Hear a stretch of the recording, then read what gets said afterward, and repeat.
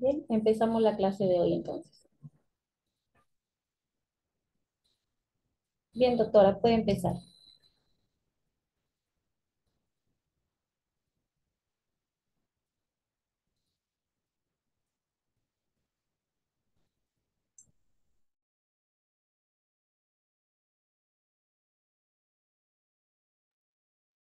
Muy bien, tengan ustedes muy buenas noches. Hoy día ya terminando nuestras sesiones, nuestra octava sesión, he creído conveniente hablar sobre generalidades de la extracción de sangre y uroanálisis. Eh, ¿Qué es la extracción de sangre? La extracción de sangre es un procedimiento en el cual se usa una aguja para extraer sangre de una vena. Puede ser también de una arteria o puede ser de una punción cutánea. Habitualmente para hacer pruebas de laboratorio. Se extraen todas este tipo de sangres, ¿no? Una extracción de sangre también se realiza para remover el exceso de glóbulos rojos de la sangre, para tratar ciertos trastornos de la sangre. También se le llama flebotomía y punción venosa, ¿no? Recuerden que cuando nosotros hablamos sobre lo que son manuales de procedimientos, estaban ahí también inmersos lo que significa procedimientos de laboratorio, el cual nos va a facilitar el trabajo de este laboratorio.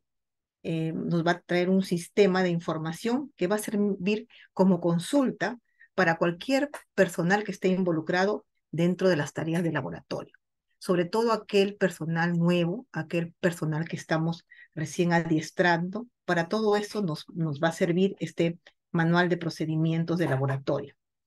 Nos va a permitir conocer bien el funcionamiento interno por lo que respecta a la descripción de tareas, ¿no? Tanto para la descripción de tareas como también para la ubicación de los materiales, de los requerimientos y también a los responsables de la ejecución de las tareas. Nos va a evitar eh, duplicidad de actividades y eso nos va a ayudar para tener base para el análisis posterior del trabajo y el mejoramiento de todos los sistemas y todos los métodos, siendo su objetivo principal dar a conocer la metodología correcta y la validez de todo lo que son los procesos de laboratorio, sobre todo uno de sus procesos, uno de sus, mm, de sus procedimientos, que es la toma de, de muestra, ¿no? De sangre en este caso. Entonces, una vez que ya sabemos que la extracción de sangre, ya sea de venosa, arterial o de punción cutánea, es un procedimiento que se va a utilizar para poder extraer la sangre, para, para que ésta sea tamizada en una serie de análisis que nosotros tenemos de sangre en el laboratorio. Entonces, pero esto conlleva que nosotros podamos tener algunos, de esta, digamos, de esta extracción de sangre, nosotros podemos tener también algunos errores que van a afectar, digamos, a las pruebas de laboratorio, ¿no? Entonces, ¿qué errores podrían haber? ¿Qué factores fisiológicos, más que todo, van a afectar los resultados de las pruebas de laboratorio? Uno de ellos es la postura. El cambio de una posición supina, o sea, una posición boca arriba, a una sentada o a una de pie, va a producir un pasaje del agua corporal desde el interior de los vasos sanguíneos hasta los espacios intersticiales. Las moléculas más grandes no van a poder filtrar al interior de los tejidos y concentrarse en la sangre.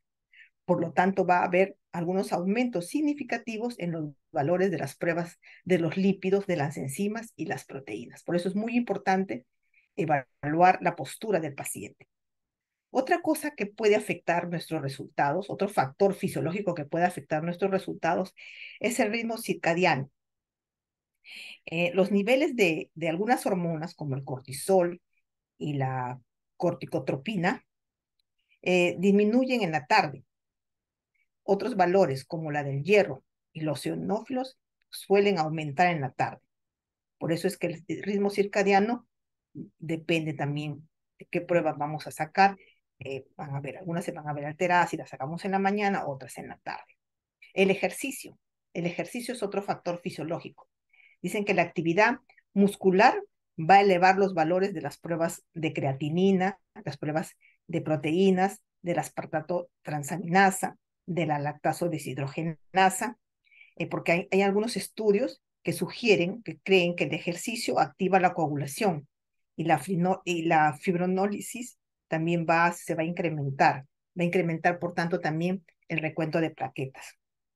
El estrés, por eso también tenemos que ver cómo llega ese paciente. El estrés es una ansiedad que va a producir un aumento transitorio de leucocitos, como también del ácido base, ¿no? La dieta. La dieta es muy importante. Por eso hay algunos exámenes que requieren una dieta de 8 a 12 horas previas a la extracción de sangre. Pero, ojo, hay otros que no necesitan un ayuno, ¿no? Y también un ayuno muy prolongado también afecta los resultados. Por ejemplo, si un paciente ha recibido alimentos 2 horas antes de los exámenes, esto va a haber afectado, por ejemplo, en el dosaje de hemoglobina, en el dosaje de lípidos en sangre, ¿no? Entonces, siempre a veces, ustedes ven a veces unos sueros que son, tienen un aspecto turbio, un aspecto lipémico, como decimos nosotros, lipémico. Eso va a interferir en las pruebas especiales de laboratorio y en la determinación de glucosa, de sodio y a veces hasta del hemograma completo. Hay personas que también tienen el hábito de fumar, ¿no? Eso también afecta. Los pacientes que fuman antes de la colección de muestra de sangre pueden tener elevaciones de los recuentos de leucocitos y los niveles también de cortisol, ¿no? También el tabaquismo, acuérdense que eh, el crónico, ¿no? El tabaquismo crónico va a producir una disminución de la función pulmonar, por lo tanto, va a haber aumento de los niveles de hemoglobina, ¿no? Y las funciones cutáneas también pueden ser más difíciles de obtener como resultado del deterioro de la circulación, porque todo esto afecta, ¿no? El hábito de fumar afecta hasta la circulación. Por eso esas son recomendaciones que debemos tener en cuenta, ¿no? Antes de extraer una muestra de sangre.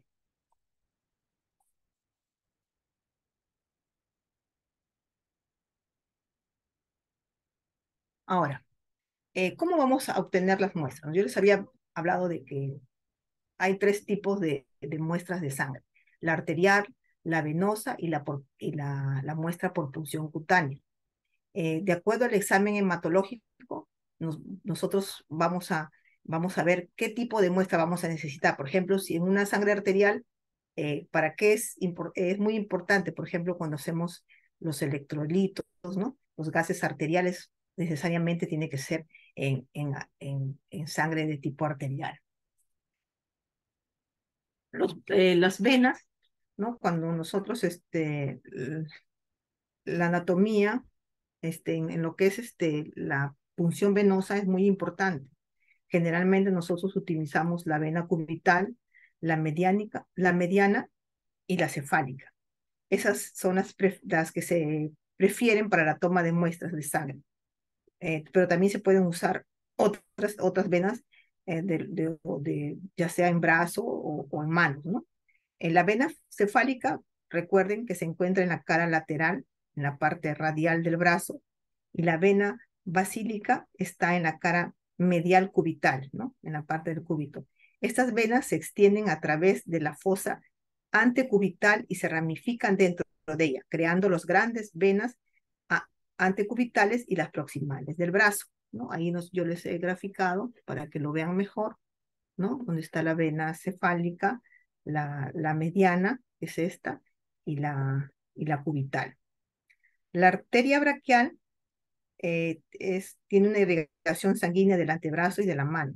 Se encuentra en la profundidad de la vena basílica, en la parte superior del brazo, y se bifurca en las arterias radial y cubital, de la fosa antecubital, de la región posterior del antebrazo. También en las piernas también tenemos venas, tenemos las venas digitales dorsales y la vena safena mayor, ¿no? Y las venas, también tenemos las venas yugulares acá en el cuello, que esas ya necesitan de un experto, de un flebótomo experto, ¿no? En esas, porque hay que tener más cuidado para poder manejar ese tipo de venas. Eh,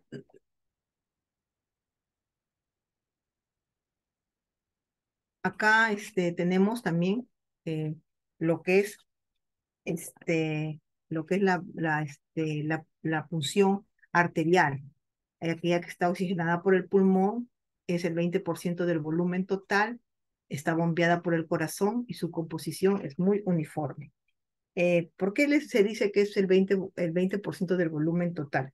Porque aproximadamente el volumen total de sangre que tiene nuestro organismo es más o menos del 84%, ¿no? eh, perdón, el 84% está conformado por la sangre venosa del organismo, ¿no? Se encuentra en una circulación sistémica, el 16% está en el corazón y en los pulmones, el, y el 64%, el 13% está en las arterias y el 7% está en las arteriolas y en los capilares. Por eso se dice que la sangre venosa es más, tiene más o menos el 64% de sangre venosa está compuesto en nuestro organismo. El 13% de las arterias y el 7% de capilares. Acá se dice 20, pero es más o menos entre 17 y 20%, ¿no?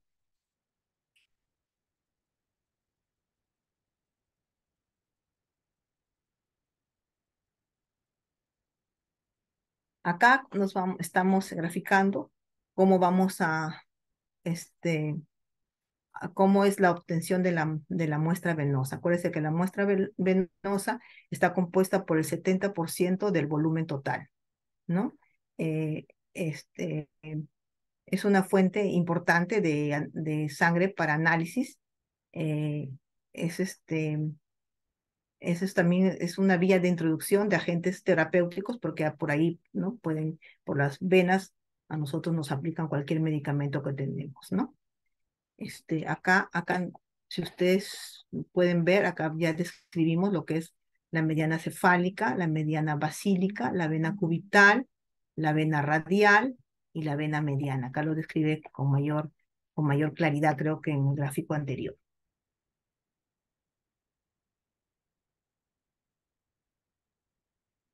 Recuerden también de que nosotros tenemos que tener mucho cuidado cuando nosotros tomamos las muestras venosas, ¿no? Eh, Primeramente, acuérdense que eh, toda muestra es potencialmente infecciosa, ¿no? Puede traer algunos patógenos transmitidos por vía sanguínea, que son la hepatitis B, la hepatitis C, la hepatitis D, el VIH, la sífilis, ¿no? Que es muy importante el lavado de manos antes de cualquier toma de muestra, el uso de guantes, ¿no? Porque es un equipo protector y debe utilizarse cuando se realizan cualquier tipo de venopunciones. Y tenemos que tener mucho cuidado con los elementos cortantes, con las agujas, ¿no? Eh, con todo lo que resulta de elementos, ¿cómo se llama? Sanguíneos. Y acuérdate de todos los residuos sólidos o todos los residuos infecciosos deben colocarse en recipientes adecuados, resistentes a perforaciones, ¿no? Generalmente lo hacen ahora en cajas de cartón, que son cajas de bioseguridad. Asumir que todo material biológico que se trabaja es un material altamente peligroso, ¿no? Siempre tenemos que limpiar y desinfectar prolixiosamente su área de trabajo antes y después de realizar su tarea. Nunca debemos pipetear ni permitir que otros lo hagan. No debemos comer, ni fumar, ni guardar alimentos, ni aplicarse cosméticos en el área de trabajo. Tampoco debemos permitir que otros lo hagan. Nunca debemos pasar la lengua por las etiquetas ni colocar material en la boca. Acuérdense que todo eso está lleno de gérmenes y tenemos que cuidar nuestra boca porque es una fuente de ingreso hacia nuestro organismo. Mantener todo el servicio de laboratorio limpio y aseado y retirar siempre cualquier material que no tenga nada de relación con el trabajo, ¿no? Descontaminar siempre las superficies al finalizar de la jornada o cuando se derrame alguna sustancia potencialmente peligrosa. Mientras trabaje, evite tocarse las manos, sobre todo esas manos que están enguantadas. el área de los ojos, de la nariz, de la boca, nunca pueden ser tocadas por las manos que están enguantadas. Usar siempre guantes cuando manipule cualquier sangre, cualquier fluido o cualquier muestra. Nunca debe abandonar su lugar de trabajo ni circular por el servicio por otros servicios con los guantes puestos. Siempre debe lavarse las manos después de manipular cualquier material y cuando salga del laboratorio. Siempre debe descontaminar o eliminar cualquier producto contaminante, ¿no? Antes de introducirlos en las bolsas plásticas que van a ir a ser, ¿cómo se llama? Descartadas hacia, hacia los recipientes de basura, ¿no? Usar siempre su mandil y no llevarlos fuera el mandil, estar paseándose fuera del laboratorio, ¿no? Usar siempre los zapatos cerrados, realizar todos los procedimientos evitando formar aerosoles o gotitas o salpicaduras o derrame. Nunca debe guardar su ropa de trabajo en los mismos armarios que su ropa de calle. Siempre usar gafas de protección o visores, ¿no? O mascarillas cuando necesite proteger de salpicaduras los ojos y la boca. Ya les dije que siempre que deben usar su guante, deben quitarse los guantes y luego eliminarlos, ¿no? Algunos los esterilizan, pero ya ahora no se utiliza, ahora se elimina mejor. Y por algún problema que tuvieran, algún derrame accidental o alguna exposición, siempre deben comunicarlo con el jefe de su establecimiento. Y recuerde siempre llevar su protocolo de bioseguridad escrito ante algún accidente o ante algún incidente. Y acuérdense la evaluación y la vigilancia y tratamientos médicos apropiados. Eso yo les hablé en la sesión, si no me equivoco, fue la 2 y también volví a reafirmarlo en la sesión 5, ¿no? ¿Qué es lo que teníamos que hacer ante cualquier derrame? Primeramente, teníamos que ¿cómo se llama? Cubrir, ¿no? Con una solución de lejía al 50%. Luego teníamos que inmediatamente notificar el accidente, ¿no? Para que luego vengan a ver la evaluación y la vigilancia para poder ver qué es lo que pasó y tomar las medidas adecuadas, ¿no? Entonces, nunca quedarse callados. En caso que se rompa el recipiente, ¿no? Eh, que tengamos alguna muestra, siempre hay que utilizar una solución desinfectante y dejarla actuar 15 a 30 minutos. Luego, después ya se puede proceder a su limpieza. Siempre tenemos que tener cuidado si estamos embarazadas, ¿no? Cuidados especiales con algunos microorganismos, sobre todo con el virus de la rubiola, ¿no? Colocar las jeringas usadas en un recipiente imperforable, o sea, que no pueda hacerse huecos. Nunca intentar tapar o doblar, ni doblar las agujas, ni intentarlas tapar las agujas, nunca. Hay que descartarlas tal y como, ¿no? Y tiene que sellar siempre los recipientes de bioseguridad y las muestras no deben, digamos, no llegarlo a llenar del todo, ¿no? Simplemente cuando esté a 3/4 lo sellamos y lo eliminamos, ¿no? Según cómo es el tratamiento de sus muestras, ¿no? Según también, acuerda que les dije que teníamos que ver de acuerdo al nivel que tenemos de nuestro establecimiento de salud donde trabajamos, ¿no? De acuerdo al nivel que se da el tratamiento a las muestras.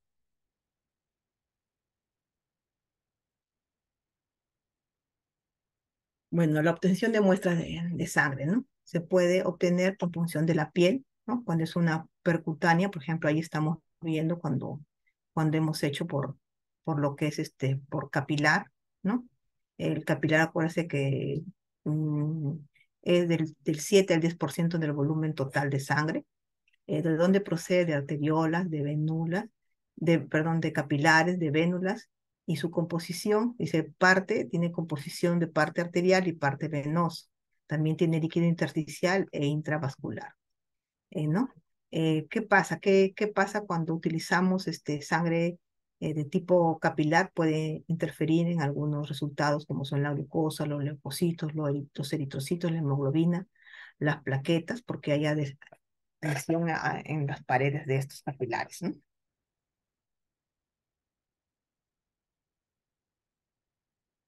Acuérdese ¿cómo se llama?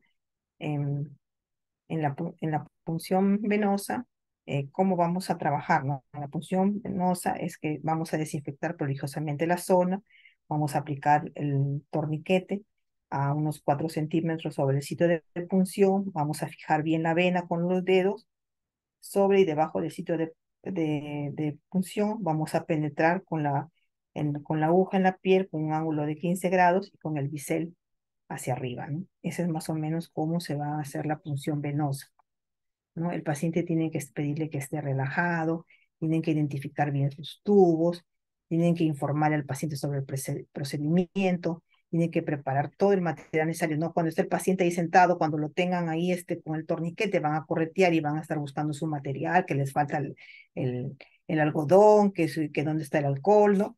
Y tienen que tener todo su material listo, porque no pueden estar esperando el último minuto, ¿no? Esto, tienen que lavarse las manos de acuerdo al- a la técnica, a la norma técnica. eh, Tienen que tener, haberse colocado su mandil con sus guantes, tienen que mantener los brazos por encima de la cintura, deje que la mano derecha con la palma, tienen que golpear, ¿no? Más o menos así la vena para ver, ¿no? Que se vea bien, eh, tienen que elegir bien la vena que van a, van a pinchar, ¿no? Y, ¿cómo se llama? Nunca, ¿cómo se llama? Este, nunca tiene que usted hacer de que, por ejemplo, que el paciente sienta nervios, ¿no? Siempre tiene que darle seguridad, por eso tiene que hablarle, preguntarle si alguna vez se ha desmayado, si alguna vez ha sentido alguna reacción después de haberle tomado la muestra, ¿no?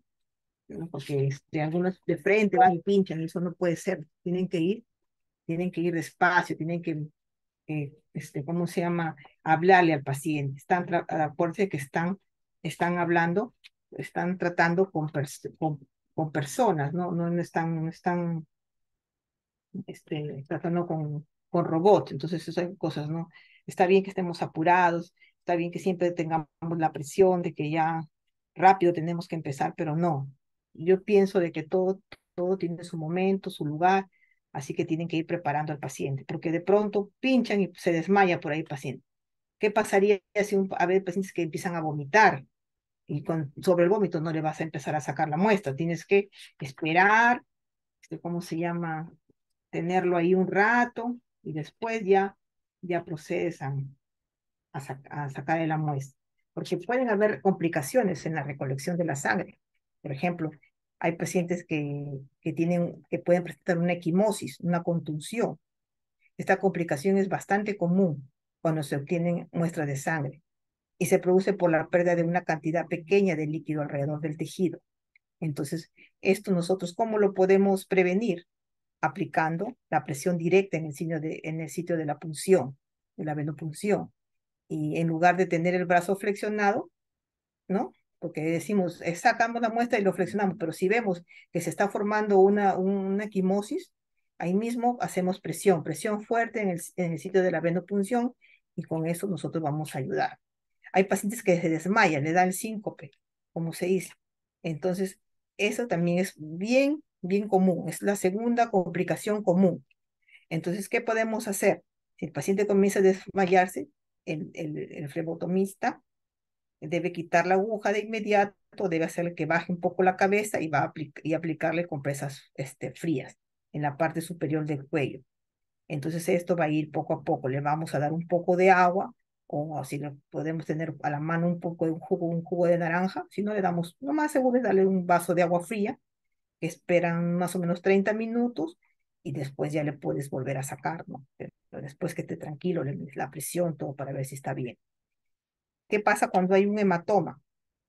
La pérdida de una cantidad grande de líquido alrededor del sitio de punción puede causar una tumefacción del área, ¿no? Y genera un hematoma. Si observa eso, ¿qué va a hacer usted? Debe quitar de inmediato la aguja y si es preciso aplicar presión también en el sitio durante unos 2 o 3 minutos y hasta que pase. ¿Y qué pasa? ¿Qué es común? ¿Qué es lo más común cuando hay hematoma? Que la aguja atraviese toda la vena, que el bisel de la aguja penetre en forma parcial nada más y no aplicar la suficiente presión después de la venopunción. Eso hace que se pueda adquirir un hematoma. Otra complicación es la falla en la extracción de la sangre, también otra complicación que puede hacer al momento de la recolección de la sangre. Petequias, también puede presentarse petequias, que son pequeñas manchas rojas que indican la presencia de cantidades escasas de sangre en el epitelio cutáneo. Las petequias pueden indicar un problema de coagulación y y enseguida debemos que esto nos puede alertar cuando estamos sacando la muestra y empiezan a presentarse las petequias, nos alertan que puede haber una posibilidad de sangrado prolongado. Por eso todas esas cosas nosotros tenemos que cuidar. Un edema, que es una tumefacción causada por la acumulación anormal de líquido en el espacio intercelular de los tejidos. A eso nosotros le denominamos edema. Entonces, eso también tenemos que nosotros tenemos que evitar, ¿no? Porque donde hay sitios edematosos, no debemos nosotros, ¿cómo se llama?, tratar de extraer la sangre, ¿no? Nunca debemos hacer una venopunción ahí, porque son venas difíciles y podemos hasta contaminar el líquido tisular. Cuando un paciente es gordito, cuando un paciente es obeso, ¿no? Entonces es difícil que nosotros podamos visualizar y ni siquiera ni palpar con facilidad la vena, ¿no? Eso va a aumentar un poco más. Tenemos que hacer aumentar la presión. ¿Qué vamos a hacer ahí? Aumentar la presión del torniquete. Nos va a ayudar a localizar la vena, ¿no? Y la presión, por ejemplo, que tenemos ahí con el torniquete, no debe pasar más de 1 minuto. Yo he visto en casos en que dicen, no, déjalo ahí, que llene, le dejan ahí como 3, 4 minutos. No, eso no se hace. ¿Por qué? Porque va a alterar los resultados de nuestros exámenes, ¿no? Porque puede provocar hasta un daño muscular y hasta un daño nervioso en el paciente. Por ejemplo, si el paciente ha estado en un tratamiento endovenoso y vamos a trabajar el mismo brazo, pues no debemos trabajar el mismo brazo, debemos buscar el brazo opuesto. Y si no hay alternativa, también el otro brazo también ha tenido un catéter, debemos extraer por debajo del sitio donde ha estado, donde le han estado colocando su tratamiento endovenoso, donde ha estado el catéter, ¿no? Y, y debemos, ¿cómo se llama? Debemos descartar, eso es importante, eso que me olvidaba, debemos descartar 5 mililitros de sangre que vamos a extraer, los 5 primeros mililitros lo descartamos, porque eso nos dice el NCLC, nos dice que debemos descartar 5 mililitros. ¿Por qué? Porque esa sangre ya está contaminada. Y después ya vamos a, ¿cómo se llama?, obtener. Después de los 5 mililitros ya obtenemos la sangre para nuestro examen. Y eso lo debemos anotar en nuestra solicitud de muestra, ¿no? Y inclusive en los resultados debemos anotar para que el médico sepa, ¿no?, que ese paciente ha estado con un tratamiento intravenoso y que puede haber alguna variación en los resultados. Si es que hubiera alguna variación, él ya lo sabe. ¿Para qué? Para que vuelva a mandar otra solicitud de análisis que lo requiere, ¿no? También puede haber una hemoconcentración. En las hemoconcentración es en la concentración de moléculas de analitos grandes en la sangre. Y esto se da por resultado porque ha habido algún cambio en el balance hídrico del paciente. Entonces, también puede ser puede ser también, por ejemplo, cuando nosotros lo dejamos mucho tiempo con el torniquete en el brazo del paciente, también podemos ahí haber una hemoconcentración. Por eso que se recomienda que no más de 1 minuto, máximo 2, no debe estar el paciente. No, 1 minuto nada más. 2 no, 2 es lo máximo, ya que podemos tenerlo ahí, ¿no? Después, si es que por A o B, por ejemplo, ¿no?, le hemos puesto el torniquete y nosotros somos despistados y nos hemos olvidado de traer el alcohol o qué sé yo, nos hemos olvidado algún material y nos hemos demorado más de 1 minuto. Entonces, ¿qué debemos hacer? Debemos quitarlo, el torniquete, esperar 3 minutos y volverlo nuevamente a colocar para poder hacer la punción.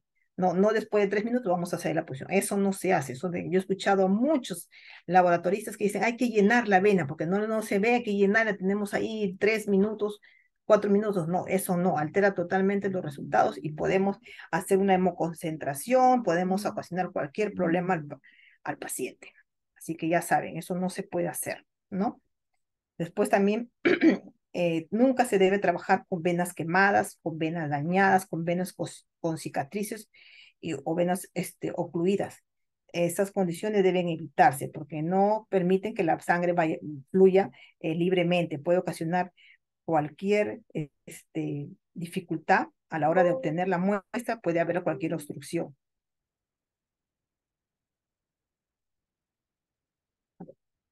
Me van a dar un minutito. Mi batería se está acabando. Tenemos ese problema, Dios mío.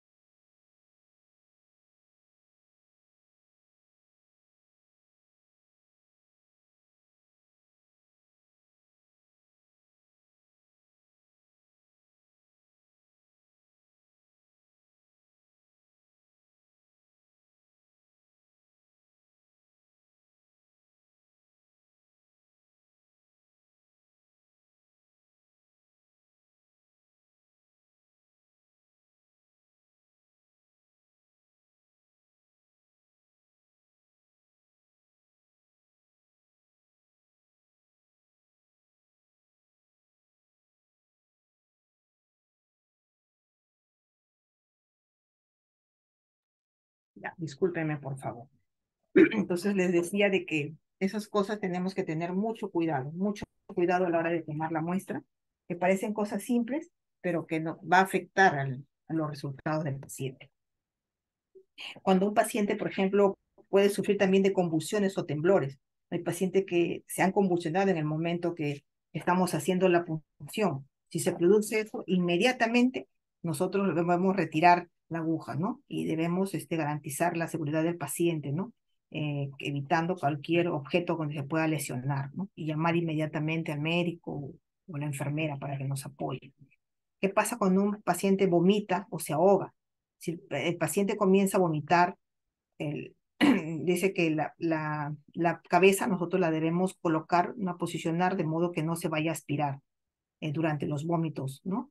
Y impedir que el sujeto se golpee también la cabeza, porque puede pasar eso, sobre todo cuando está convulsionando. Paciente por eso es que le digo que ustedes antes, desen sea un minutito para conversar con el paciente antes de empezar a sacar la muestra, porque también pacientes que pueden ser alérgicos a algunas sustancias asépticas, ¿no? Cuando estamos desinfectando, podemos tener alguna reacción alérgica, ¿no? Sobre todo en la piel, ¿no? Pueden ser alérgicos al alcohol o otra sustancia, ¿no? O también puede ser al esparadrapo, ¿no? Entonces, eso va a hacer que se ponga todo rojo, su piel todo y se asuste, ¿no? Puede haber hasta un sangrado, ¿no? Un sangrado y, todas esas cosas nosotros tenemos que prever antes de poder empezar a sacar una, una muestra. Por ejemplo, cuando sacamos una muestra por punción cutánea, que generalmente se le saca a los recién nacidos, a los pacientes pediátricos, a los menorcitos, a los niñitos, o adultos quemados, o antecedentes trombóticos, ¿no? Porque para ellos es especialmente para los pacientes geriátricos, ¿no? Con venas frágiles, ¿no? Entonces, ahí tenemos que tener mucho cuidado también, ¿no? No, eh, acuérdense que también las muestras capilares pueden generar algunos resultados ligeramente diferentes, ¿no? Por ejemplo, el valor de la glucosa, el valor del hematocrito también varía. Por eso es que a veces hay diferencias entre cuando sacamos un resultado con un glucómetro, cuando hacemos con una glucosa, ¿cómo se llama? Analítica, ¿no? Entonces, esas cosas tenemos que nosotros ver, hay variación, pero esas variaciones nosotros tenemos que manejarlas de acuerdo a donde cuál muestra estamos sacando, ¿no? Eh, Se recomienda tener los siguientes pasos cuando nosotros vamos a hacer alguna punción, ¿no? Alguna muestra de punción cutánea, ¿no? Obtener y examinar el formulario de solicitud, eso es en todo. Organizar el equipo y los insumos, ¿no? Observar al paciente, ¿no? Identificar al paciente, ¿no? Que sea el paciente, vaya a ser que en la solicitud hay un nombre y el paciente que tengas es otro, ¿no? Eh, colocarse los guantes, primeramente lavarse las manos bien, ¿no? Religiosamente, luego colocarse los guantes, seleccionar bien el sitio de la punción, puede ser el pulprejo del dedo, puede ser el talón, el lóbulo de la oreja, ¿no? Vamos a frotar, hacemos pequeños frotes, como vamos entibiando la zona para que pueda fluir el flujo sanguíneo, pueda darse más, ¿no? Eso más o menos 2 minutos, va a limpiar la zona de punción, ya puede ser con alcohol al 70%, dejar secar al aire, no va a estar usted de ahí inmediatamente, toma la muestra, no deja que seque al aire y, después va a punzar con la lanceta estéril, ¿no? Desechable, más o menos que la profundidad no exceda de 2 milímetros. Eh, ¿Y por qué? ¿Por qué no pueden exceder? Porque puede haber riesgos de lesión ósea o alguna infección, por ejemplo, una osteomielitis, ¿no? Siempre debe descartar la primera gota de sangre, ¿no? Eso es muy importante. Después rotule la muestra inmediatamente, va a realizar los extendidos de sangre si lo solicitan o lo que vayan a pedirle. No pueden pedirle tiempo de coagulación de sangría, pueden pedirle una glucosa con el glucotés, no sé lo que le pidan, ¿no? ¿No? Si obtuvo una muestra insuficiente debido a que tuvo un débil flujo de sangre, debe repetir el sitio de la punción, pero en un sitio diferente y con otro equipo nuevo, ¿no? Se supone, con otra lanceta nueva, ¿no?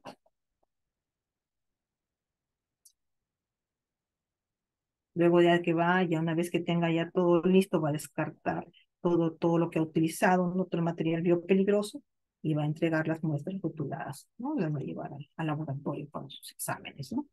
Eso es con respecto a todo lo que es la función cutánea, ¿no? La función cutánea capilar.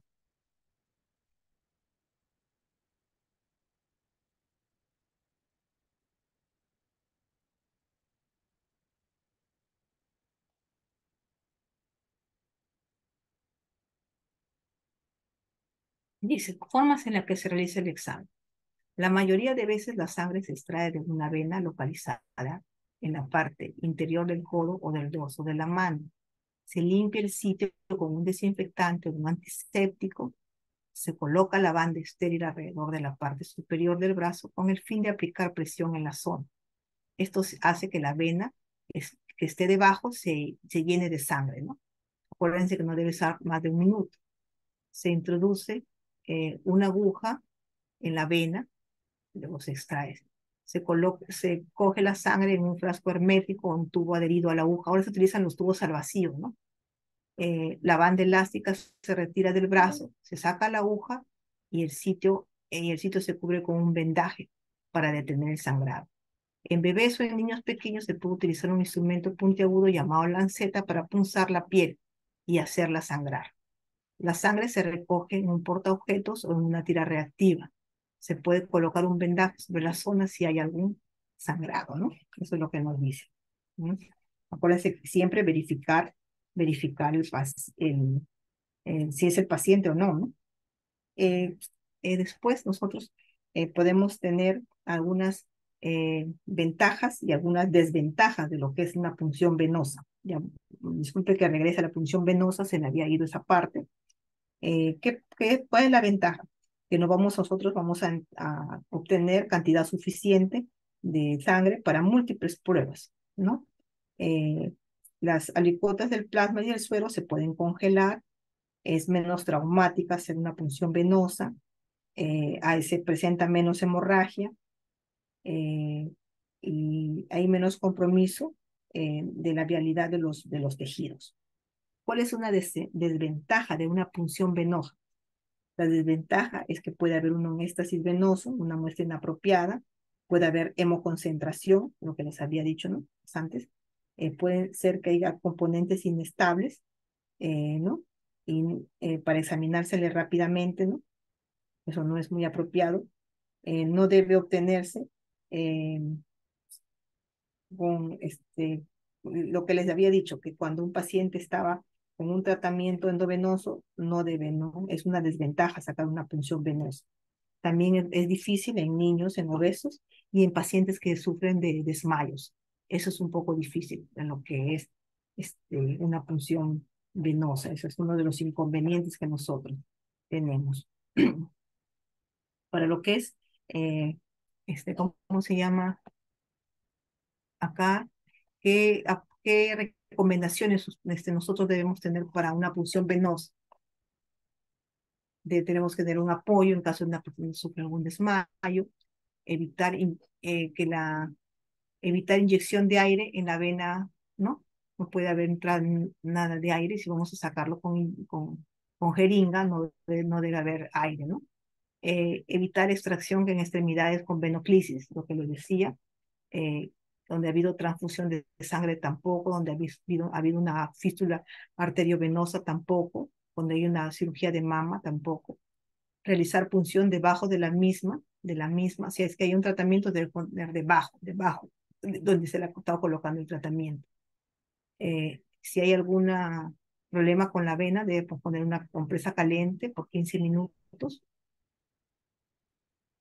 de repente, o también si nosotros no podemos encontrar la vena, sería bueno poner una compresa caliente, como que eso nos ayuda a que a, a- se visualice mejor la vena, ¿no? Debemos siempre evitar que no haya ninguna necrosis tisular, evitar hematomas, ¿no? En el sitio donde ha sido la punción. Entonces, todo eso yo ya les he explicado, ¿no? Les he hablado, me he adelantado. Entonces, todas esas contraindicaciones nosotros debemos de evitarla al momento de la obtención de la muestra, ¿no? Acuérdense que la punción arterial va a necesitar de una persona capacitada. La punción arterial conlleva muchos riesgos. Eh, es recomendada para gases sanguíneos, ¿no? Para poder ver el estado de oxigenación del paciente. Los sitios de punción de una vena arterial generalmente es la arteria radial, la braquial y la femoral, ¿no?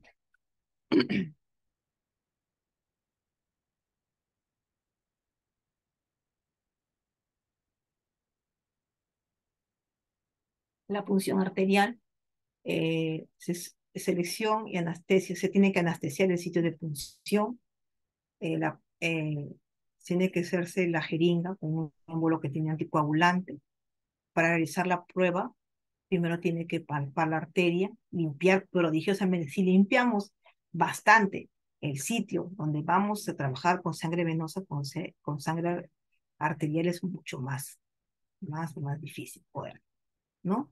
Le debe situar el dedo sobre la arteria y la punción del bisel de la aguja tiene que estar hacia arriba y la punción tiene que ser debajo, tiene que colocar el dedo, ¿no? Para poder extraer, ¿no? Con la sangre arterial, ¿no? ¿Cuál es la ventaja de trabajar con punción arterial? La ventaja es que no necesita grandes cantidades, con pequeñas cantidades podemos trabajar, ideal para estudio de gases sanguíneos. Y la desventaja, que es una punción difícil de realizar, pueden aparecer hematomas, puede haber inclusive una pequeña hemorragia, puede haber espasmos arteriales por defecto de la circulación y el paciente puede tener mucho dolor, ardor, sensación punzante y hasta puede tener calambres, ¿no? Por eso es bastante fastidioso trabajar con este tipo de punción.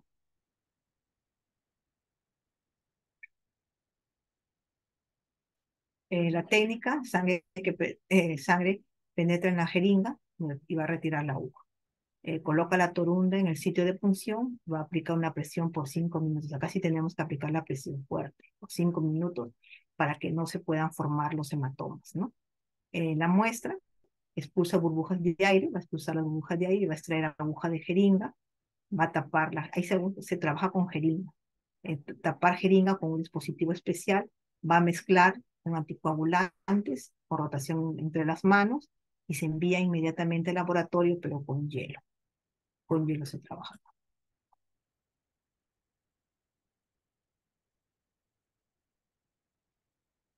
Cuando vamos a trabajar con la punción arterial, debemos tener algunos cuidados con el paciente. Por ejemplo, en el sitio de la punción, tenemos que aplicar una presión firme después de extraer la muestra.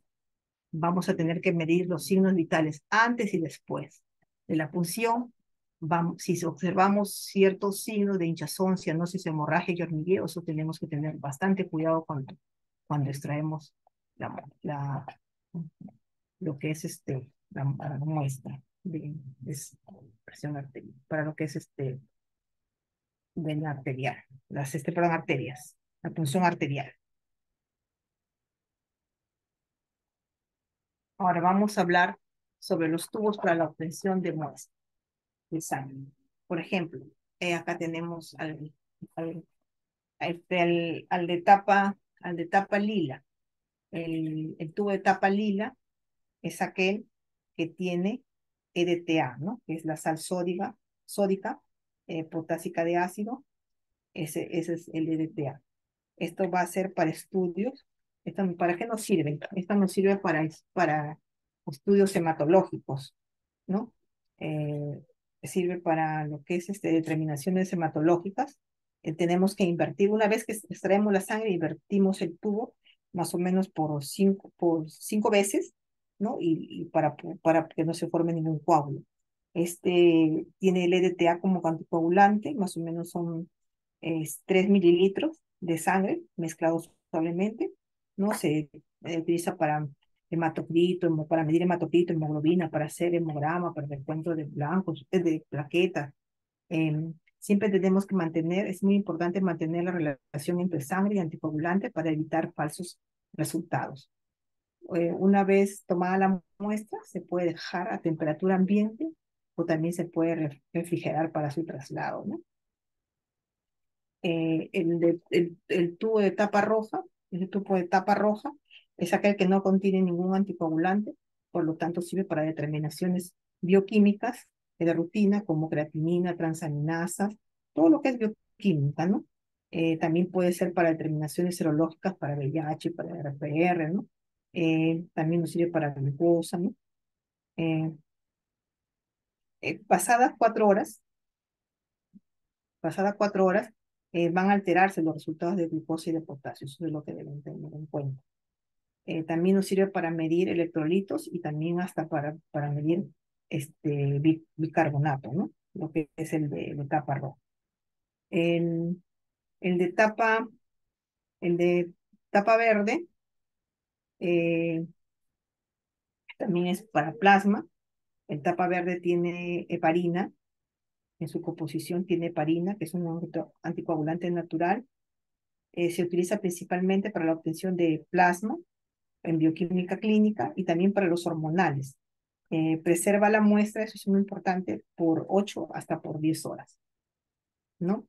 El de tapa color, acá no está, pero el de tapa negra, que tiene fluoruro de sodio, se utiliza para la obtención de plasma, utilizado para determinación de glucosa sanguínea, para calcio, también se puede utilizar, y la preservación de la muestra es por 1 hora sin variar los resultados, ¿no? El de tapa celeste, que es de citrato, ¿no? El citrato al 3,8% se utiliza para la obtención de plasma citratado, se utiliza en pruebas de coagulación sanguínea y su preservación es por 1 hora, ¿no? También tenemos el que está acá, el amarillo, que trae un gel separador, también que es también para pruebas bioquímicas, ¿no? Se utiliza y también para pruebas serológicas, ¿no? Ya, eso es todo lo que les puedo más o menos haberles comentado, lo que es extracción de lo que es sangre, ¿no? Todo lo más importante, digamos, algo que nosotros lo sabemos ya ya lo sabemos por siempre, ¿no? Siempre nosotros trabajamos diariamente con eso, y nosotros todo esto ya lo manejamos diariamente.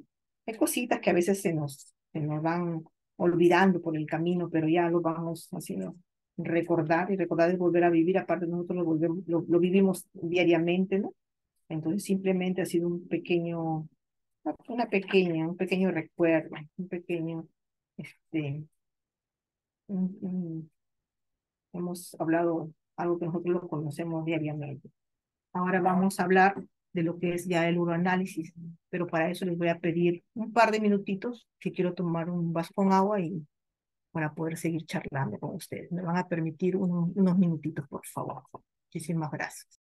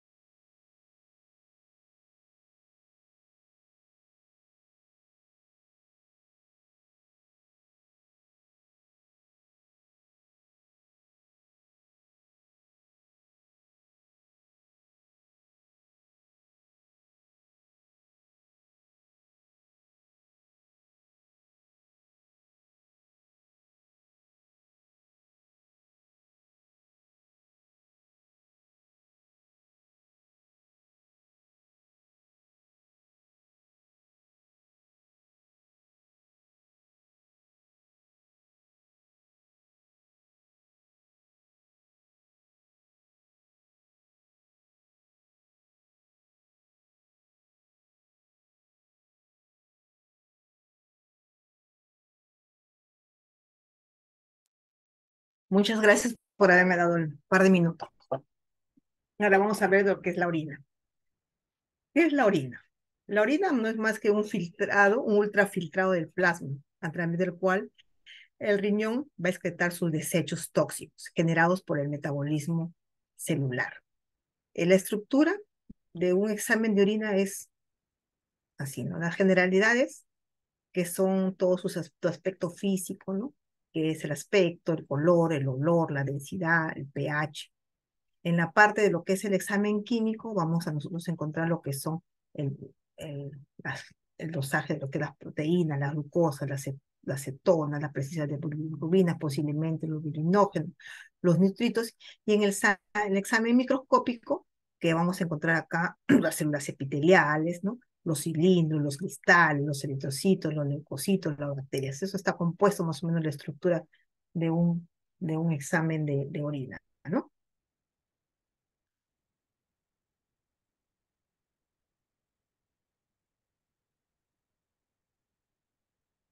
Ahora, ¿qué consideraciones nosotros vamos a tener en cuenta cuando nosotros hacemos un examen de orina?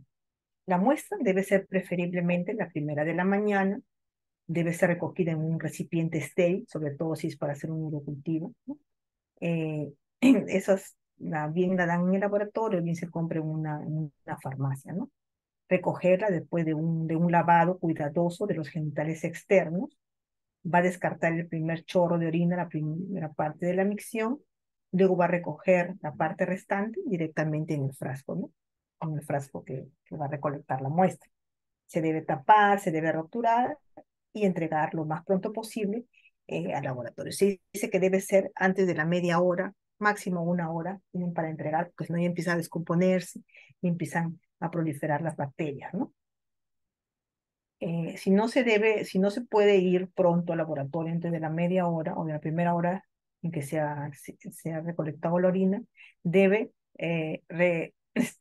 recogerse y debe refrigerarse, ¿no? Aunque ahí no es muy recomendable porque empiezan a salir los cristales, pero eso no tiene mayor importancia clínica, ¿no? Salvo que sea realmente tenga un problema de cálculos renales, ¿no?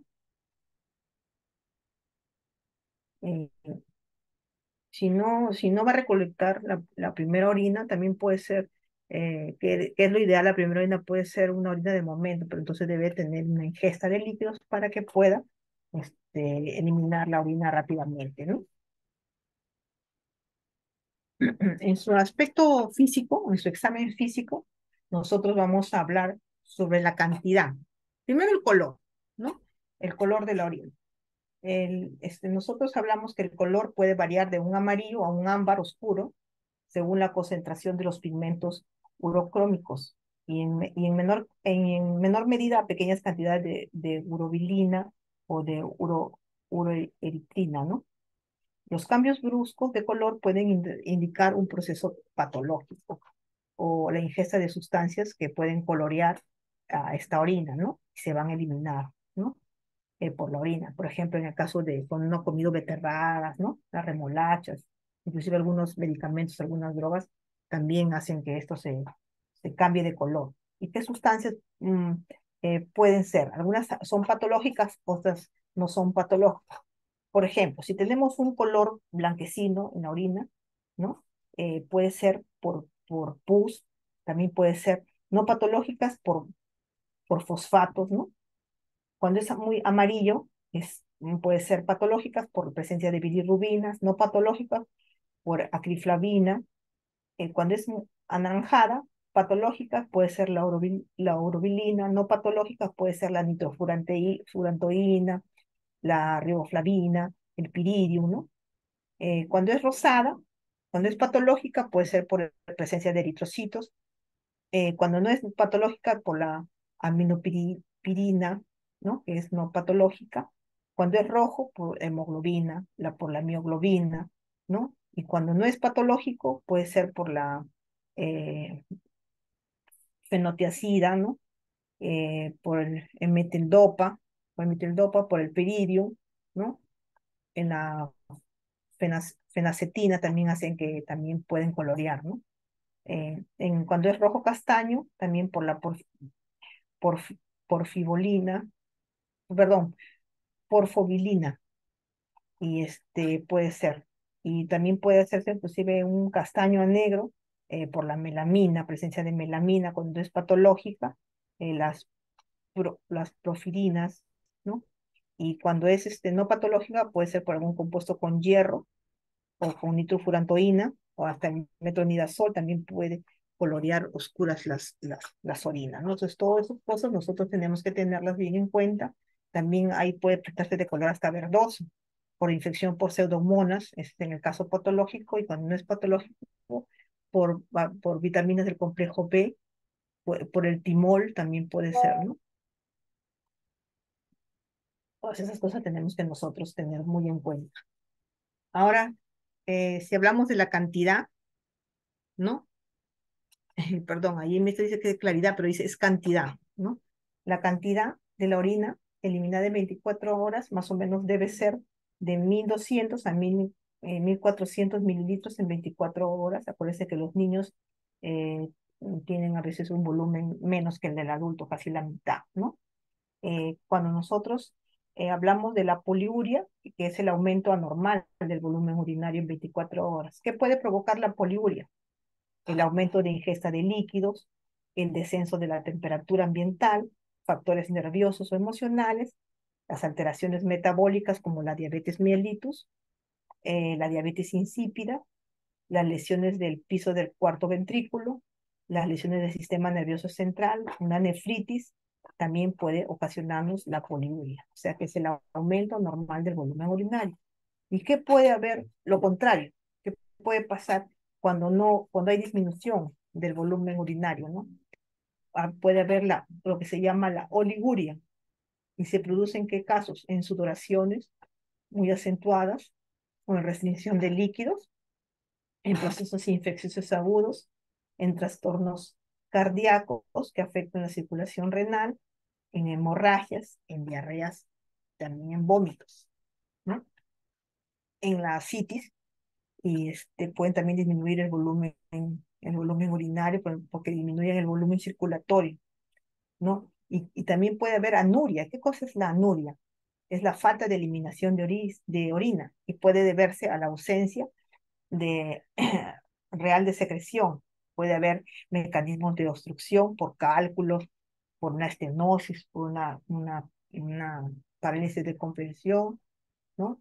Eh, También puede hacer problemas de hipertensión portal también, eso también puede provocar. También puede haber lo que es la polaquiuria, que es la emisión frecuente de las ganas de orinar frecuentemente. Eso puede ser por una cistitis, una prostatitis o hasta por un hemorroides. Puede ocasionar lo que es la polaquiuria, ¿no? La emisión frecuente. Ahora, que también puede haber micción durante el sueño. ¿Qué se llama eso? Eso se llama enuresis, cuando nosotros necesitamos ir muchas veces durante las horas de dormir necesitamos ir bastante. ¿Y qué pasa cuando también se llama cuando el volumen de la orina se iguala también a la orina? Pues nosotros orinamos en el día, por ejemplo, podemos orinar más o menos no menos, 800 mililitros y en la noche 400. Pero ¿qué pasa cuando invertimos? O cuando estamos, por ejemplo, orinamos igual, por ejemplo, 600, 600, ahí estamos hablando de una nicturia, ¿no? Porque la relación normal es que nosotros orinemos 3 veces más en el día y es la relación de 3 a 1, 3 veces más en el día que en la noche. Eso debe ser lo normal, pero a veces variamos o a veces hacemos algo contrario. Eso se llama nicturia, ¿no? Ahora nosotros, ¿cómo se llama? Hablamos también de lo que es mm, el aspecto de la orina. El aspecto de la orina, me salté antes de hablar de eso. El aspecto de la orina, recién emitido, la orina debe ser transparente, limpia.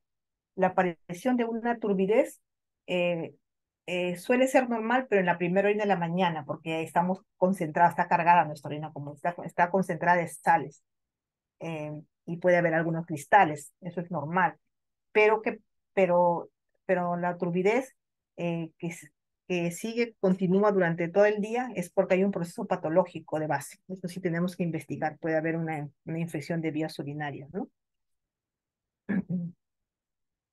Ejemplo, ¿qué puede causar que se altere, digamos, el aspecto de nuestra orina? Que puede cambiar. Por ejemplo, cuando es turbio, ¿qué es la causa? Por ejemplo, cuando hay fosfatos, cuando hay uratos, cuando hay leucocitos, cuando hay hematías, cuando hay bacterias, cuando hay mucina, cuando hay pus con contaminación fecal, cuando hay filuria, cuando hay lipuria, ¿no? Entonces, todas esas cosas, ¿no?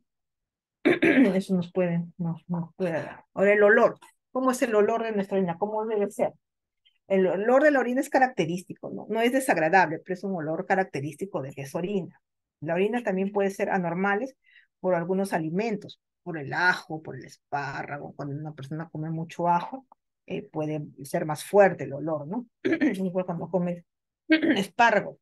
Entonces, pero ¿qué pasa cuando ya el olor trae alguna patología? Nos indican alguna patología. Por ejemplo, dicen que el olor de la orina de un diabético es medio frutal, ¿no? Cuando es un olor medio picante es por la contaminación con bacterias. Cuando se dice que el olor em, Dice que hay hasta olores de como manteca, ¿no? O pescado rancio, ¿no? También existe, también puede haber presencia de amoníaco, dice, ¿no? Todas esas cosas alteran, ¿cómo se llama?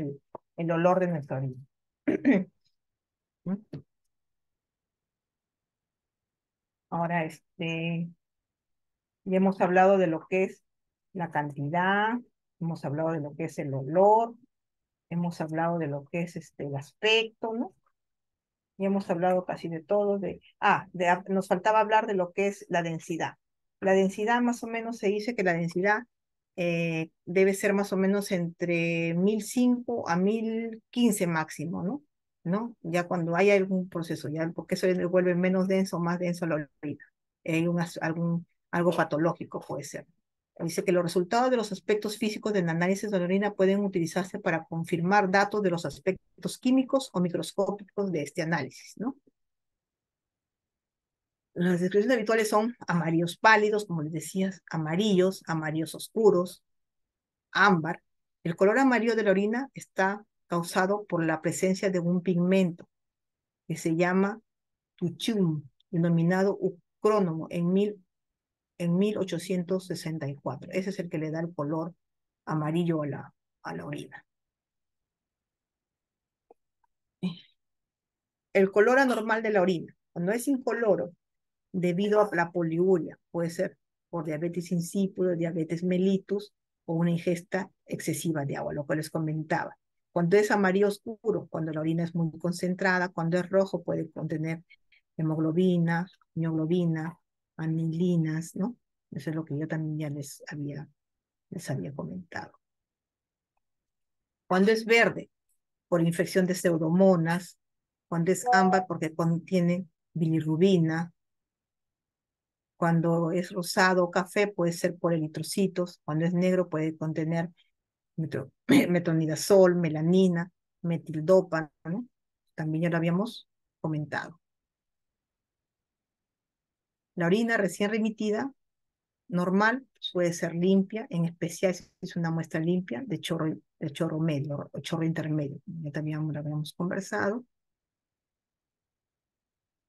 La turbidez no patológica, la presencia de células epiteliales escamosas y de moco, en especial de muestras de mujeres, puede dar un aspecto brumoso, pero normal a la orina, ¿no? La densidad se considera normal entre 1015 a 1025, ¿no? Se utiliza para medir esta densidad un refractómetro o también las muy usadas tiras químicas reactivas se utilizan para saber la cantidad de solutos que contiene la orina.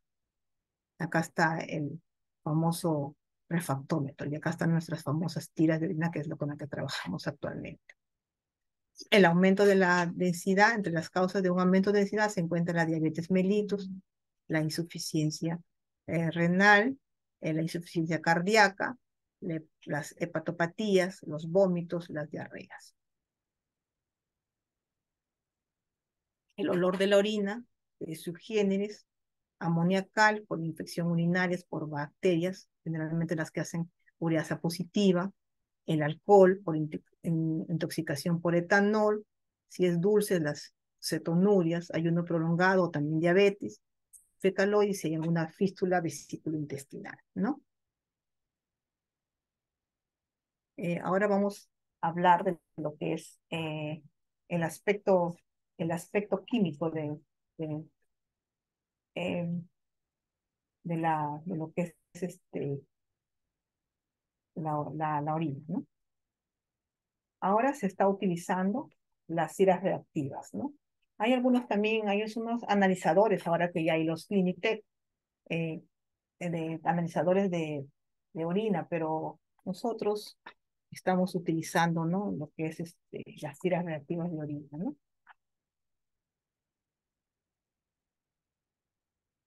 La tira que informa glucosa, informa bilirrubina, cuerpos cetónicos, informa densidad, informa sangre, informa pH, informa proteínas, urobilinógeno, nitritos, leucocitos. En lo que es el glucosa, La glucosa de ordinario se elimina por las vías urinarias, cantidades pequeñas de glucosa, que no son medibles, que no son determinadas en los métodos usuales. Cuando nosotros ya lo medimos, o sea, cuando ya se puede medir, digamos, en la tira en la tira de orina, tira bioquímica de orina, es porque ya hay cantidades apreciables, y eso se le va a llamar glicosuria, ¿no? Y se da en diabetes mellitus, en síndrome de Cushing, en el síndrome de Fanconi, en la insuficiencia renal, en hipertiroidismo, en traumatismos craneanos, en ciertos estados emotivos, y también puede ser en lo que es diabetes, en glucosuria renal, en ciertos, eh, en ciertos síndromes tóxicos como la morfina del cloruro de mercurio y el monóxido de carbono en el ayuno prolongado.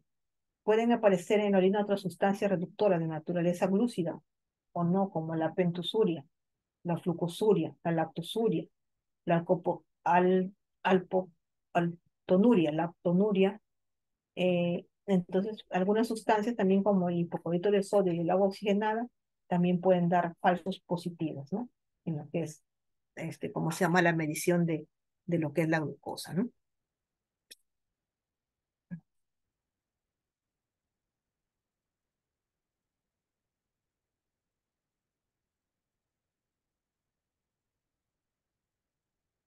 Acuérdense que se dice que también nosotros cuando pasamos el umbral renal, creo que es mayor de 140 miligramos por decilitro, ahí también se marca 140, 180, el umbral renal, ahí empieza a marcar ya la orina, ¿no? Ahí ya se puede ya.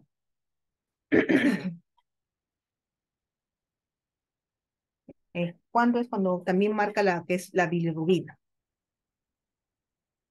La bilirrubina. La bilirrubina se encuentra en la orina en estado en un cromogeno y le confiere a la orina un color anaranjado más o menos intenso según la cantidad que puedan llegar a este color. Más o menos debe ser menor de 0,2 miligramos por decilitro, ¿no? La bilirrubina y la biliverdina no existen en la orina como pigmentos puros, sino como combinaciones formando bilirrubinatos y biliverdatos, que se degradan con la luz a temperaturas elevadas y los cambios de pH. En hepatopatías se eliminan por la orina como sales biliares, ¿no? Normalmente la bilirrubina no se detecta en la orina, incluso por los métodos más sensibles. Eh, Cuando hay pequeñas cantidades, si sean trazas de bilirrubina, son suficientes para que el médico inicie una investigación. ¿Por qué? ¿Qué pasa?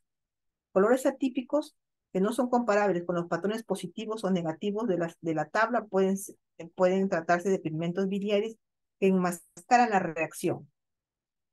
Nosotros hay metabolitos como el piridium, el piridio, que puede dar falsos positivos, especialmente si el pH es básico, ¿no?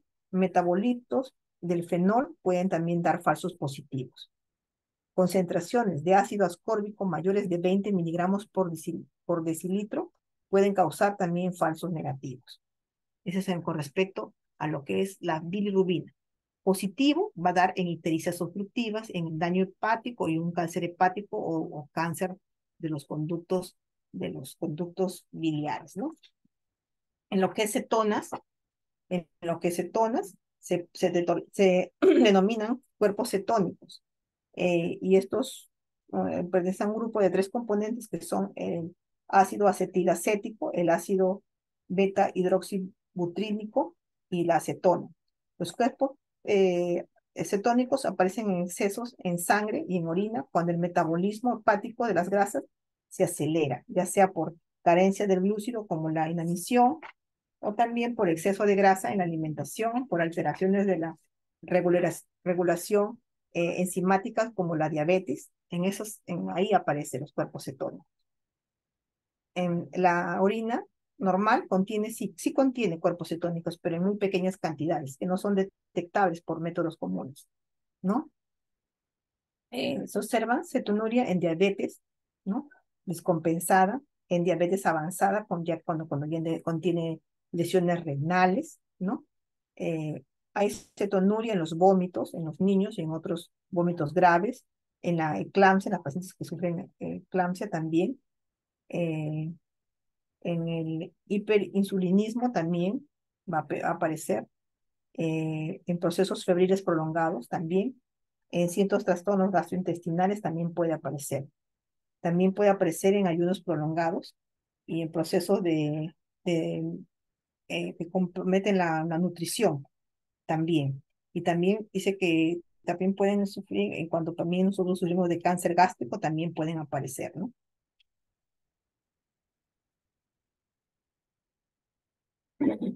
En lo que es los nitritos, se producen cuando las bacterias van a, reducen los nitritos urinarios a, a nitritos. Y también se puede producir nitritos. En las enterobacterias, también, que son aquellas que tienen enzima nitrito reductasa, también va a aparecer en bacterias no reductoras como los enterococos, las pseudomonas, eh, y la cándida, ¿no?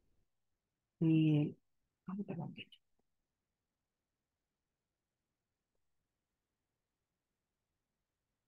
eh, las tasa leucocitaria cuando dan debe ser negativa. ¿Cuándo lo vamos a detectar? Mm, Cuando, cuando se detecta leucocitos lisados e intactos, junto con la prueba de nitrito, junto con el examen microscópico, ahí vamos a ver que hay esterasa leucocitaria, ¿no? Ahí la vamos a encontrar.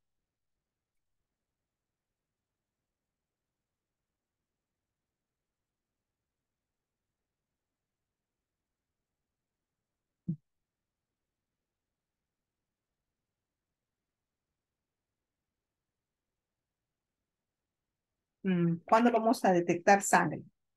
¿No?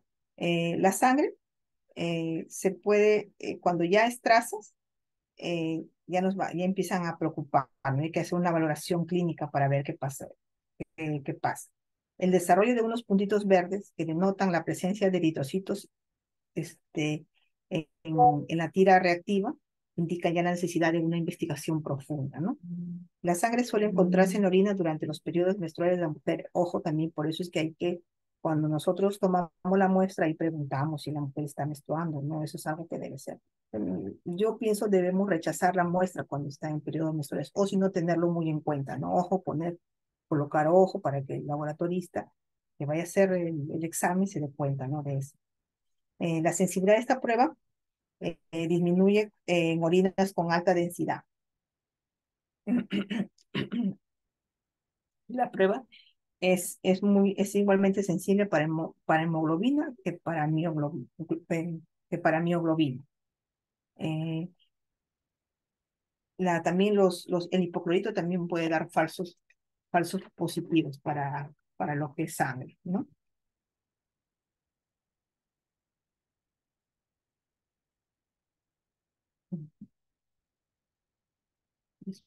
Después, también vamos a hablar de las proteínas, que la cantidad de proteínas eliminadas en la orina no debe exceder de 100 miligramos en 24 horas. ¿Cuándo vamos a encontrar proteínas urinarias? Cuando tenemos problemas en los tejidos renales, ¿no? En el epitelio tubular, en el tracto urinario inferior. Se dice que hay tres grupos de proteínas. Las proteínas plasmáticas, cual peso supera los 30.000, ¿no? Este, También tenemos las proteínas urinarias de bajo peso molecular y las uromucoides procedentes de las glicoproteínas urinarias, ¿no? En la orina, generalmente, podemos encontrar las proteínas plasmáticas. ¿Cuáles son?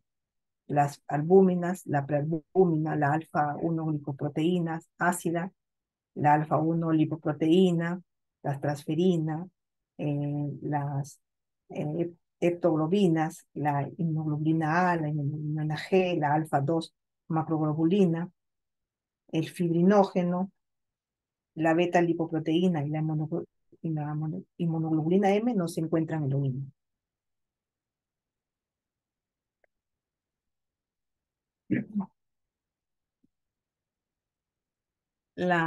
cuando tenemos proteinuria patológica, es un signo de lesión renal. Es una incapacidad del glomérulo o un trastorno tubular, ¿no? Eso hay que tener. La proteína glomerular es aquella que produce como consecuencia de una permeabilidad aumentada del glomérulo.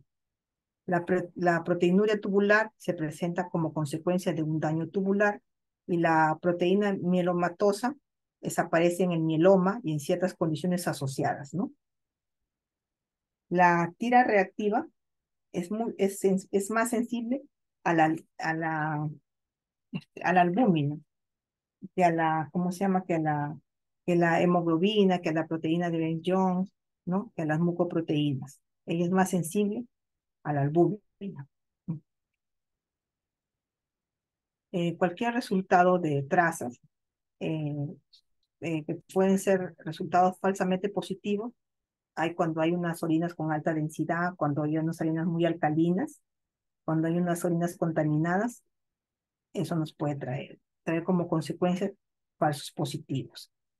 Lo que es la presencia de urobilinógeno, es aquel que se oxida con facilidad con el contacto con el aire, por aumento de la temperatura, por la exposición al sol, ¿no? Nosotros por eso debemos leerlo rápido, más o menos en 60 segundos debemos leer rápido, y porque si no ya totalmente sale alterado los resultados. Por ejemplo, si colocamos la tira y por ahí nos hablaron y nos demoramos más de un minuto, ya cuando venimos y ya marca, ¿no? Positivo, ya mejor eso no lo consideren, porque se debe leer rápidamente, a los 30 segundos, ¿no?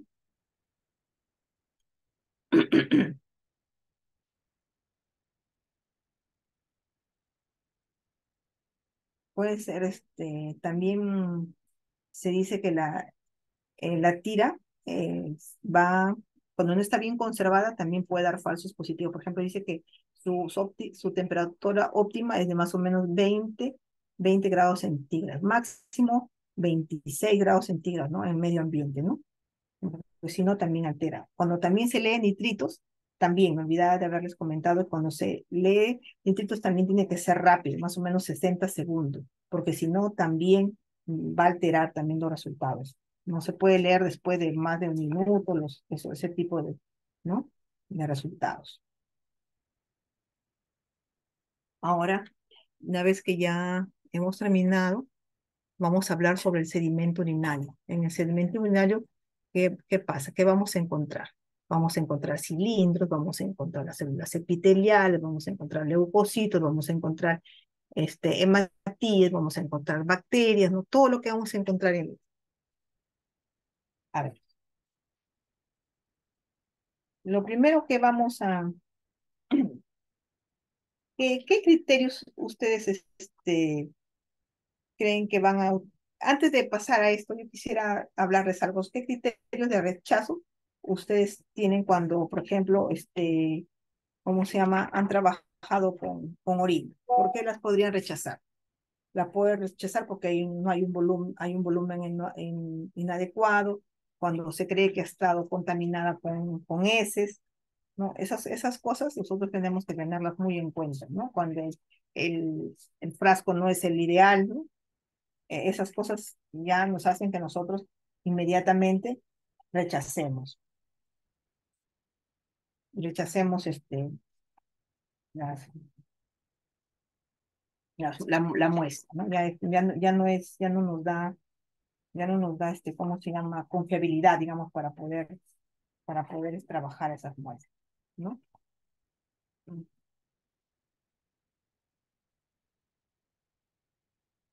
Los cilindros. ¿Qué vamos a encontrar acá? Podemos encontrar los cilindros. ¿Qué son los cilindros? Los cilindros son partículas diminutas en forma de tubos, compuestas de glóbulos blancos, también puede ser compuestas de glóbulos rojos, puede ser compuestas de células renales, y se pueden formar en las estructuras renales llamadas túbulos. Los cilindros se mantienen juntos por medio de una proteína segregada por el riñón. El contenido de un cilindro le puede decir al médico si su orina está saludable o anormal, ¿no? Por ejemplo, porque tenemos cilindros hialinos, cilindros serios, ¿no? Cilindros en- con contenido con glóbulos blancos, y, sí, con contenido de glóbulos rojos. Entonces, eso ya nos indica una afección renal generalmente, cuando hay presencia de cilindros. Pero hay cilindros que no, los hialinos casi no son no dan mayor problema. Los cristales también son los que se forman debido a la precipitación de diferentes componentes urinarios como consecuencia de su aumento en la orina. Por ejemplo, un pH alcalino generalmente nos da cristales de carbonato de calcio, de fosfato de calcio, de urato de amonio. Un pH ácido nos puede dar cristales de ácido úrico, de uratos de sodio y de oxalato de calcio. Generalmente vemos ese tipo de cristales de acuerdo al pH nosotros, ¿no? Hay también los de ácido úrico, hay los de cisteína, los de sulfa, los de arenías y otros, ¿no?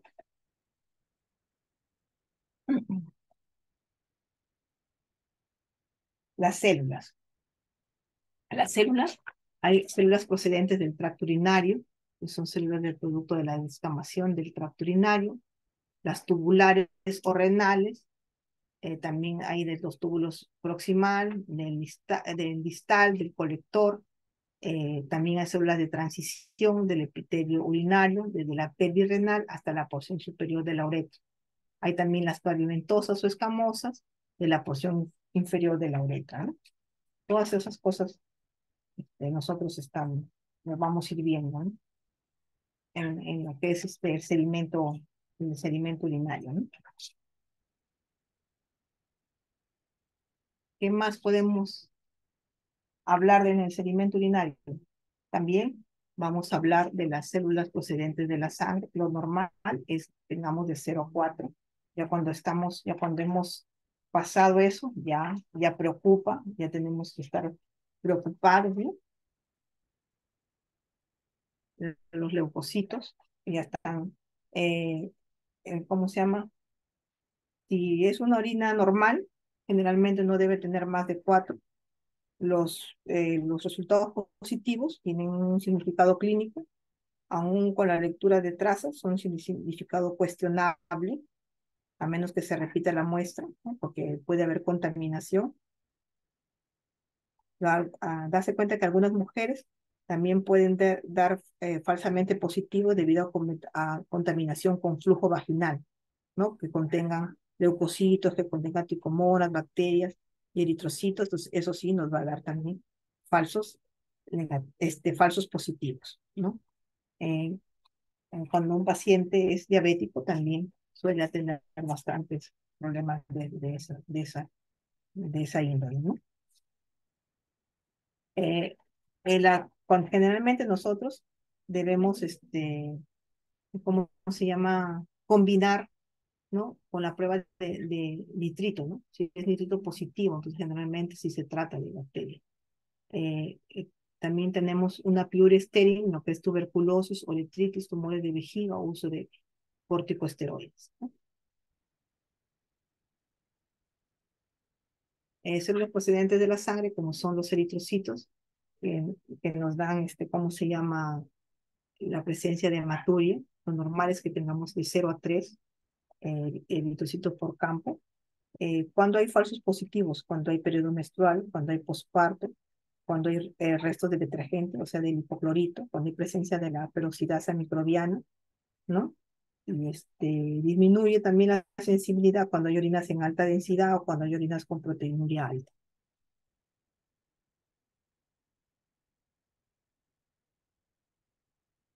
¿no? Cuando sí nos debemos preocupar, cuando indica una hematuria, indica un daño renal, un daño glomerular, cuando hay cilindros hemáticos, cilindros eritrocitos dismórficos, se acompaña generalmente de una proteína de 24 horas. Debemos hacer una proteína de 24 horas para ver si verdaderamente hay daño renal o no. Eso nos va a indicar, nos va a ayudar, ¿no?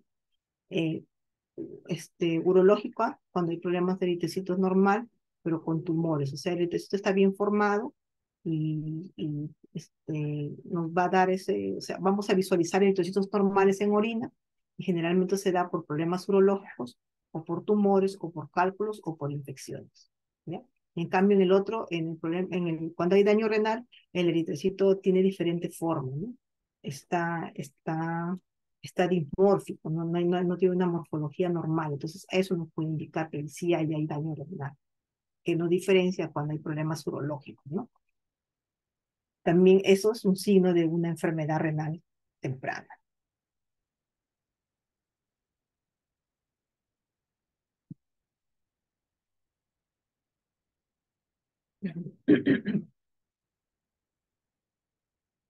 Eh, Cuando hablaba del pH de la orina, acuérdense que el pH de la orina también el pH puede ser de 6. Cuando es de 7 a más, estamos hablando de un pH alcalino. Y cuando es de 7 a menos, estamos hablando de un pH, ¿cómo se llama? Ácido. Eh, ¿Cuándo se va a ver alteraciones del pH en la orina? En la alimentación, en los defectos metabólicos, cuando hay proteínas muy altas, cuando hay algunas infecciones microbianas, cuando hay resto de componentes de amonio en los frascos donde hemos recolectado la harina, ahí pueden haber alteraciones del pH, ¿no? Eso es para que simplemente tengamos un recuerdo.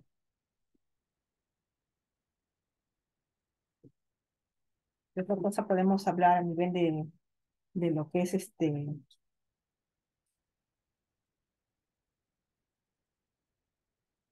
también en un examen de orina podemos encontrar hongos, ¿no? Ya sea en pacientes generalmente que sufren de diabetes encontramos, ¿no? Problemas micóticos, ¿no? Este, También podemos encontrar contaminación fecal, contaminación por secreciones vaginales, contaminación por problemas uretrales, ¿no? También podemos encontrar grasas, pues son esas cosas que podemos encontrar en orina, ¿no? ¿No? Eh, Siempre debemos realizar periódicamente un control de calidad de lo que es la orina.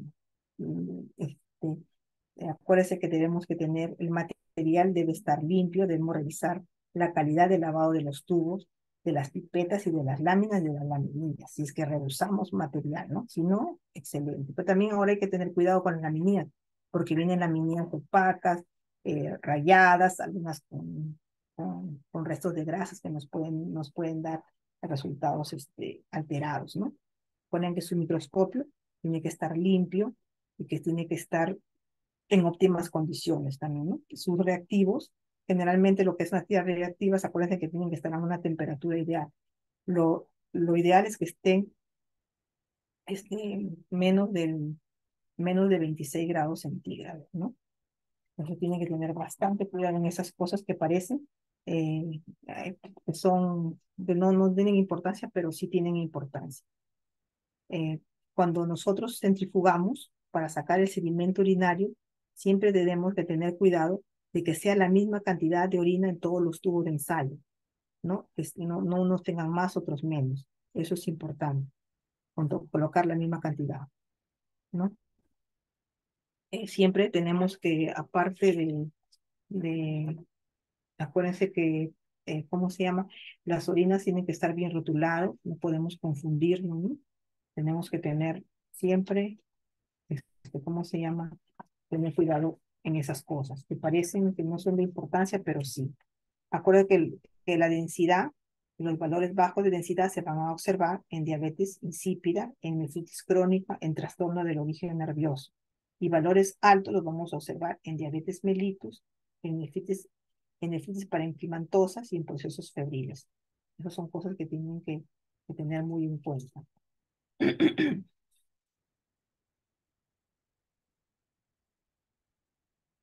Creo que he corrido. Este, eh, ¿Cómo se llama? También, mm, algo que me voy olvidando ya comentarles para ir terminando. Debes haberles hablado de todo.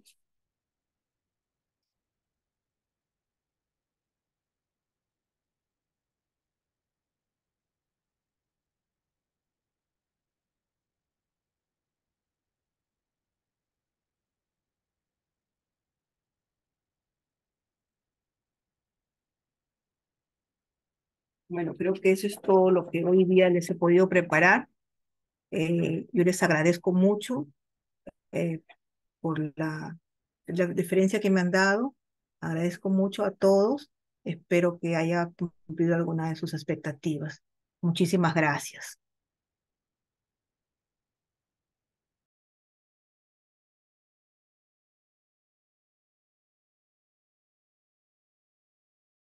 Tengan ustedes muy buenas noches. Hasta luego.